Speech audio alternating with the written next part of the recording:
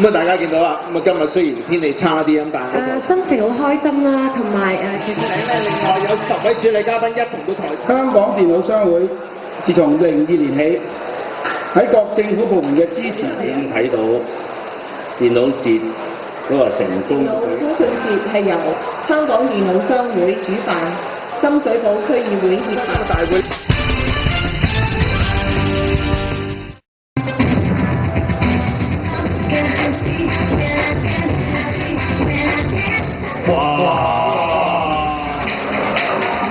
大家好！最後今年係啊，腦筋就冇係這麼美。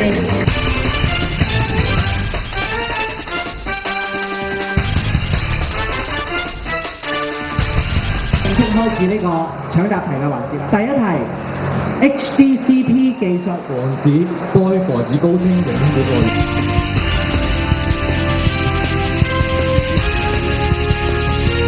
奧運精神，同心協力，將2008奧運辦得係有史以來體育精神啊！我哋呢個夢想，恭喜晒！個場面咧非常之澎湃啊！唔係有咩全港首播咧？咁樣係乜嘢？其實再俾翻得獎咧就係 Gigabyte 嘅 EP45DQ 最佳外置儲存裝置大獎嘅 ThinkPad X300，得到我哋嘅大獎啦！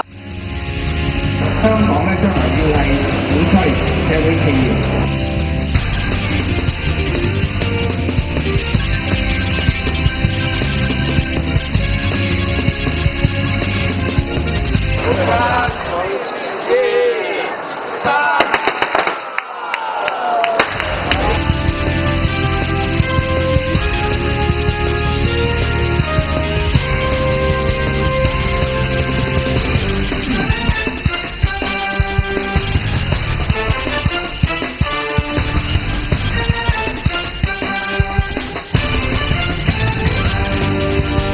各位參觀嘅朋友，今日嘅 EVS 嗌都連環想現在開始。